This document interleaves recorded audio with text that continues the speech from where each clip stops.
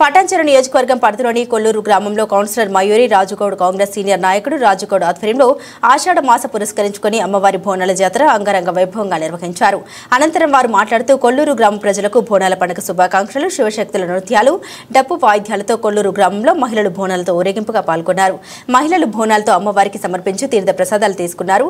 అమ్మ దయ ఉంటే అన్ని ఉన్నట్టే అందరూ సుఖ సంతోషాలతో ఉండాలి, వర్షాలు పాడి పంటలు బాగా పండాలి.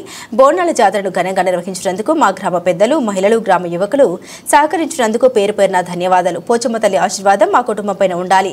అమ్మ దయతో వచ్చే సంవత్సరం ఇంతకన్నా రెండింతలు జాతరను బ్రహ్మాండంగా నిర్వహిస్తామని తెలిపారు.